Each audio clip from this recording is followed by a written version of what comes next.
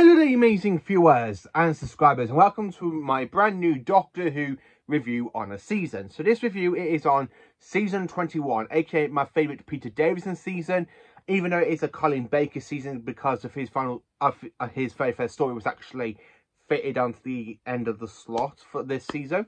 So as you can see, I've put my nice little figures to kind of display this season. So we have the Sea Devils to represent Warriors of the Deep. We've got the Master to try and represent, you know, the Planet of Fire.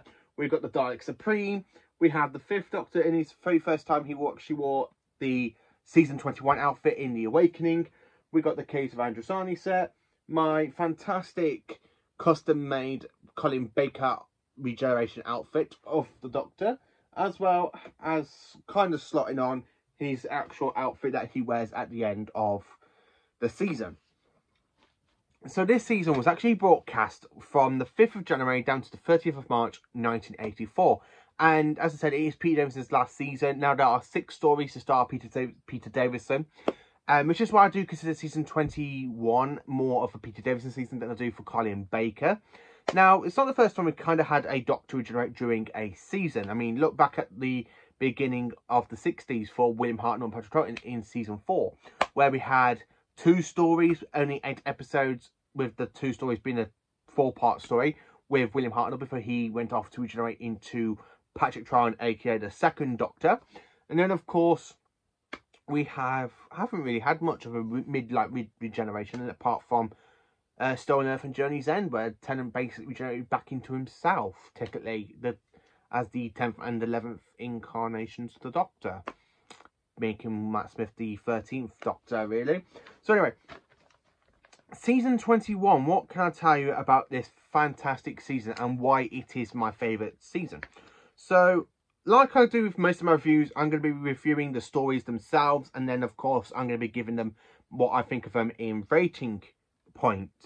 So we have 7 stories in this season. So before I get to the actual review, so let's dive into it. So the first story, we have Warriors of the Deep. Then of course we have The Awakening. Then of course Frontios, Resurrection of the Daleks, The Planet of Fire, the fantastic and amazing story from Peter Davison's run, The Caves of Androzani, and of course the very first story to star Colin Baker in The Twin Dilemma. I'm sorry, I really don't like The Twin Dilemma, but I will get that point when I do my review. So let's dive into it. So the first story is a 4-part story, which is Warriors of the Deep, and it was actually broadcast from the 5th to the 13th of January 1984. So what can I tell you about this story for this quick review before I will probably I do promise I will be doing proper reviews for these stories later on when I do my reviews. It's just I kind of want to talk about each season and then what little bits and dabs. So Warriors of the Deep, what can I tell you about it? It is a fantastic base on Seed story. I have to admit, the Space Undersea stories were so much more of a Troughton thing, so I really think it is actually interesting they kind of did this with Peter Davison. And I have to admit, I absolutely enjoy the Space Undersea story. Not many people do enjoy it because people think it's very tacky in some aspects, but I have to admit, this is one of my favourite stories of Peter Davison's run. It's probably in the top 10 of his run. So, what can I say about Warriors of the Deep? So we have the return of the Sea Devils and the Silurians since 1970 and 1972. The Sea Devils, bearing their first ever appearance in Doctor Who, was back in 1972 in season 9, The Sea Devils, where the Silurians basically made their very first appearance in Doctor Who and the Silurians in 1970 in season 7. So we do have the return of them. This story, the setting of the story is set in the year 2084 on a sea base. Basically, it's called Sea Base 4. I have to admit, I do like the Merca a little bit, even though it doesn't look as great as it did back in the 1970s. But I have to admit, I kind of enjoyed the Silurians design. This is my favourite design of the Silurians. This and the 70s one. I never really clicked with the 2010s redesign of the Silurians. So I really do like these Silurians, and I have to admit, it's absolutely fantastic to actually have these on figure. Not really a strong story, I have to admit, but some people didn't enjoy it, and I do kind of rate it a 7.5 out of 10 because I have to admit, I do enjoy it. I think it's fantastic. I don't know why people have so many issues with Warriors of the Deep. I really don't know, but I kind of enjoy it for what it is, and I'm sorry for that. So if you want to hate me for it, but I kind of enjoy Woes of the Deep for what it is. So the next story is a two-part story called The Awakening, which was broadcast between the 19th and 20th of January 1984. So we are in the year 1984 on Earth in a little village called Little Hawkon. The locals are reenacting a dangerous war games from the 1643, and it even awakens the Malus. So basically the Malus is actually this kind of statue face thing, and it's kind of stuck there back in the very first Civil War in 1643. And of course, the reason the Doctor's there, because Tegan wants to go and see her grandfather who lives in this village, and of course the Doctor pilots the TARDIS into the church, where basically it's starting to fall apart. It's starting to cripple, where time's falling apart because the Merlus is breaking out, and it's this fantastic thing with this big massive face crashing through the wall, and the way it just looks left and right with the green eyes, and you've got smoke coming out of its mouth. I really do like that scene where you got the Doctor, that cliffhanger where the Doctor's there trying literally seeing the Marlus, and the Marlus is there with Smoke, and Davison's just there like, ah. I really do enjoy that cliffhanger, I have to admit, and I do enjoy this story. The next story is called Frontios, which is a fantastic 4-part story, which was broadcast from the 26th to the 3rd of January, the 26th of January to the 3rd of February 1984. So what can I tell you about this planet? So the TARDIS is forced to land onto this barren planet surface of Frontios, and of course it's set in the further future. The TARDIS does get destroyed by bombardments. This is the first time we see the TARDIS basically get utterly destroyed. It literally disintegrates itself into the Dractator's caves. Now, the Dractators are these kind of like wood-like alien creatures, and I really do like the design of the Dractators, especially when they use the powers like for telepathy.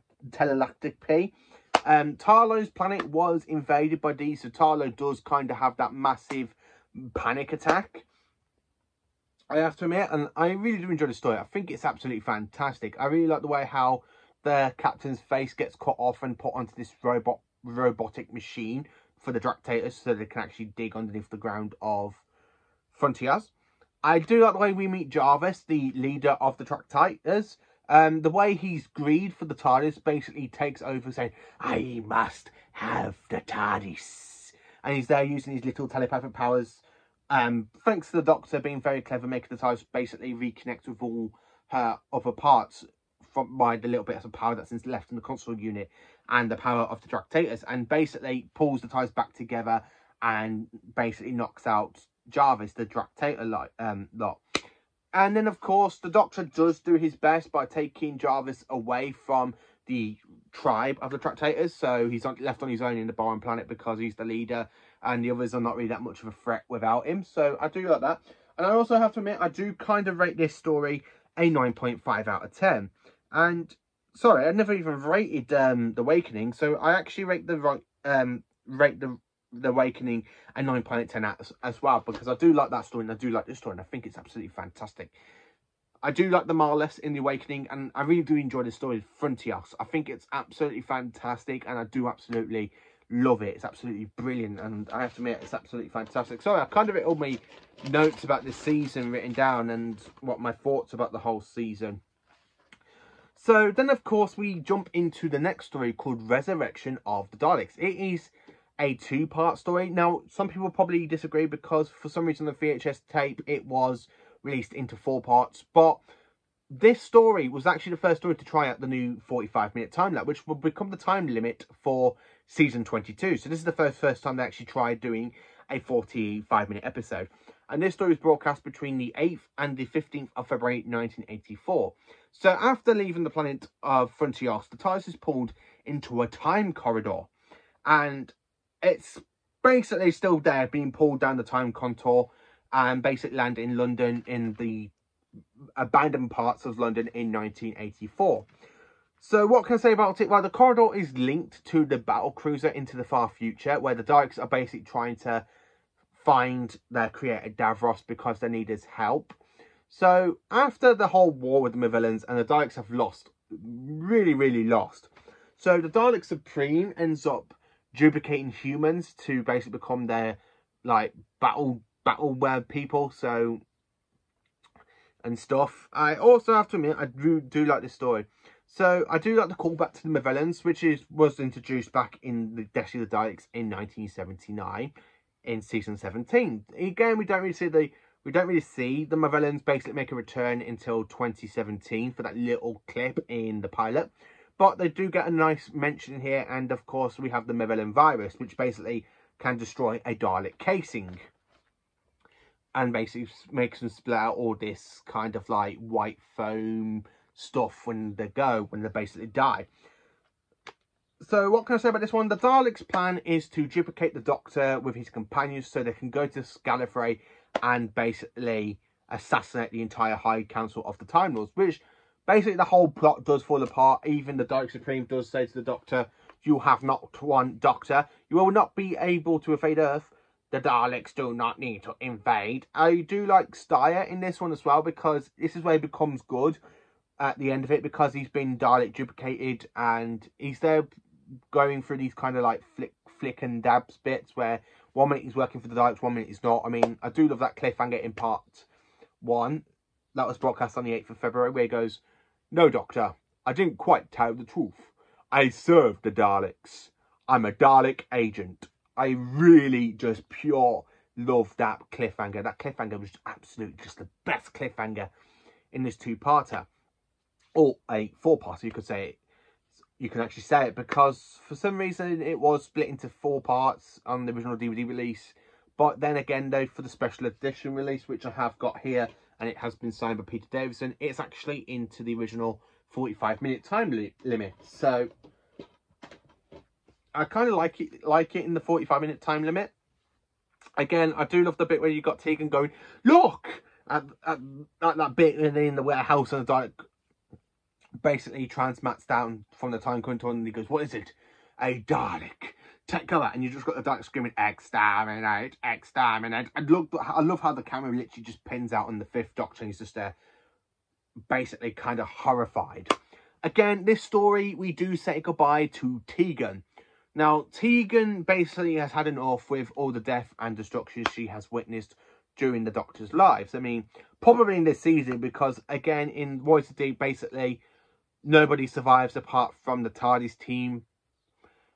The Awakening, people die, basically, and you can't... I'm not really going to dive in who dies and who not dies in this season, but anyway, Tegan basically leaves the Doctor at this point, and where she there talks to herself, saying, "Braveheart, Tegan. Doctor, I shall miss you." I really do enjoy that cliffhanger. And then, of course, jumping into the next story now, which is the Planet of Fire, which is a 4-part story, which was actually broadcast from the 3rd of February to the 2nd of March, 1984. So, after leaving Tegan on Earth, the Doctor is kind of hurt and upset because, again, he's seen all this destruction of the Daleks. It's what made Tegan say that she wants to leave him. Tyler does say the Doctor is basically becoming a bit obsessive.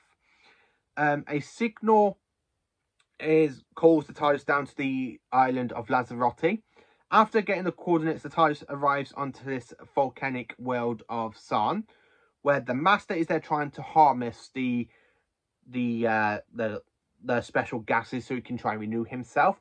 And Tarlo basically does leave the Doctor in this story, because when I say the Master is basically... So the Master's basically been messing around with his tissue manipulator, as you can see him holding there.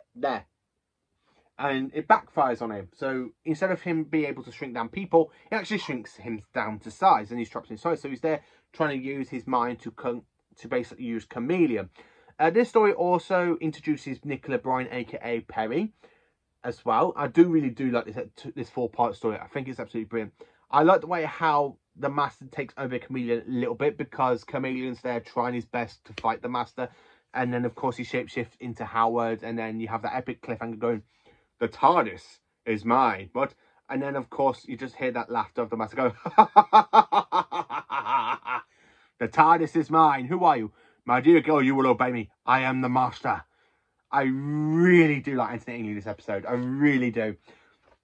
I really do like the whole location work of Lanzarote, because I actually did go to Lanzarote to film this entire episode. And I do like the fact they actually used real volcanoes over there to film for the actual barbarian planet of Sam. Again, I really do enjoy that one. I really do like the way how Tarlo is forgiven by his own people and goes back to his own planet. And of course, he says to Perry, please look after him, will you? He does get himself into terrible trouble, which the Doctor basically does quite a lot. And then, of course, when the Doctor's there talking to Perry about taking her back to Earth, she goes, I got 3 months left of my holiday, and you want to use them here. Yes, and of course, when the Doctor agrees, and Matthias basically, like, does this shake, and he goes, welcome aboard, Perry. I really just love that bit. That's a great introduction to a new companion. Then, of course, I rate this story in whopping 10 out of 10, as well as Resurrection of the Daleks. I do believe I haven't rated that one yet, so I will get to the actual full-on ratings a bit later on. Then, of course, we jump into The Caves of Androzani, which is my favourite story starring Peter Davison. Again, what can I tell you about this one? So, the TARDIS arrives on a cave-ridden planet of Androzani Manor. The Doctor and Perry do kind of get caught in the middle of a drug war, where you got General Chak, and basically with his little army people running around trying to get spectrotoxemia, which basically is a drug. And then, of course, we have Sirius Jack with his army of androids. Basically, he's the one that controls he's the one that in control of the drug. So the Doctor and Perry do kind of get caught in this situation. I mean, they both get infected with spectrotoxemia. It is about to kill the pair of them. And, of course, the Doctor does have to regenerate at the end of the story. The only cure for spectrotoxemia is actually bat's milk, which the bats do hibernate deep inside the actual caves themselves. So there's not much oxygen down there for humans to live, but it's okay for this big green bat to live. And of course, the Doctor basically being shot, being replaced by robots, and then those robots get shot. And then, of course, he gets captured by Jack, and of course, basically Morgus wants to talk to the Doctor, and the Doctor basically crash lands lands the ship. And then, of course, he goes and gets the cure, only for Perry to basically survive because he's only just met her and he doesn't want her to die, but at the stake of his own life, and he doesn't even know if he's going to regenerate. But luckily for us, he does. The regeneration effect itself is absolutely brilliant and absolutely amazing. And, of course, we meet Colin Baker, aka the next Doctor. And where you got Perry actually talking to him, goes, Doctor, and then she goes, and he goes, you expecting someone else? That's 3 eyes and 1 breath. Either to stick with you, young lady. What happened? Change, my dear. And it seems not a moment too soon. I have to admit, I really love this story. It's absolutely brilliant. I would like to say that is the end of the season, but there's one more story to go. And it's the Twin Dilemma, which was broadcast from the 22nd of March to the 30th of March, 1984. What can I tell you about this story? Well, okay, so I'll read down some of the notes I wrote down. The Doctor has just regenerated and it's not good. The Doctor is confused, angry, and very, very rational. Very, very rational. You know, I mean, at this point in Colin Baker's first start, he strangles Perry in the TARDIS. He's gone insane. He decides to become a hermit. We kind of see this big giant slug creature named Acel, who basically wants to spread his offspring across the galaxy so they can kind of destroy the entire galaxy and rule it. Gostapods, like the Gostapods, the alien race called. The twins for the Twin Dilemma, they aren't very interesting. They're just kind of there, but they're very, very boring characters. You don't really connect with them. They are very, very stupidly manipulated with these little green badges, and they kind of get kidnapped by SL, who basically is a Time Lord, and he does die at the end of the story. Colin Baker, what can I say about it? Is this his best performance as the Doctor? No, not at all. It's not a great story. It's one I really do not go back and rewatch quite a few times. The only times I've actually gone back to rewatch, when I watch the story, it's either if I'm in the middle of rewatching season 21 and just to kind of finish season 21, I just kind of watch the Twin Dilemma. That's the only time. I don't really go back to watch this story for Colin. I'd rather watch anything from season 22, or I watch the entire season 23 for Colin. I don't really care for the Twin Dilemma. It's not great. It's not brilliant. it's just a piece of garbage. And I'm really sorry to say that, but it absolutely is just a piece of garbage. The only good thing about this one, but it does kind of leave like a bit of a bad taste in your mouth, is where he's there talking to Perry saying, do not judge this new persona. As whatever else happens, I am the Doctor, if you like it or not. Yeah, that's not really the best way to kind of end a season. And that is and that is basically it for the stories in season 21. So if I go to the rating point now, like I have said how I rate some of these stories. So we have Rules of the Deep, which I do kind of rate a 7.5 out of 10 because it's one I do enjoy quite a lot. Not many people do, but I think it's good. It's actually quite good for me. I really do love rewatching it. Then, of course, The Awakening. I actually rate this one a 9.5 out of 10 because I just love The Awakening. Frontios, again, it's definitely a 9.5 out of 10 because I do enjoy Frontios. Then, of course, we have Resurrection of the Daleks, which I do rate a massively 10 out of 10 because it is just a pure great story. Then, of course, we have Planet of Fire. Again, I rate that one a whopping 10 out of 10. The Case of Androsani, again, I rate this one a 10 out of 10. 10 out of 10 for the next 3 stories, which is Resurrection, Planet of Fire, and, of course, The Case of Androsani. And then the final story of the season with The Twin Dilemma, and I kind of rate this one a 0 out of 10.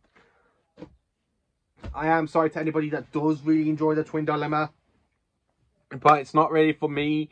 I only rewatch it if I'm rewatching the entire whole season. Now, I haven't really rewatched this season. I haven't really rewatched this entire season. I've watched the stories now and again when I'm in the mood for a Peter Davison, like Resurrection of the Daleks, The Case of Androsani, Planet of Fire, or Frontios, Frontios, The Awakening, or Rise of the Deep. I don't really go back to rewatch The Twin Dilemma that often, only if I decide to watch the entire whole season.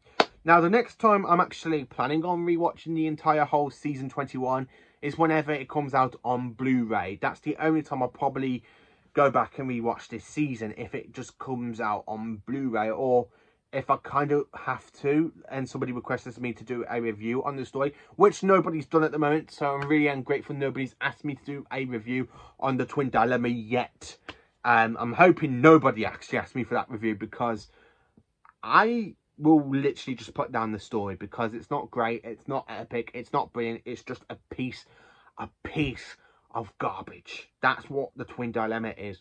So yeah, welcome to my review on season 21, you know. Thank you for watching. Please do like, subscribe and share, and let me know in the comments, what do you think of season 21? Do you enjoy it? Is it one of your favourites like me? Is it like, do you prefer season 21 over season 20 and season 19?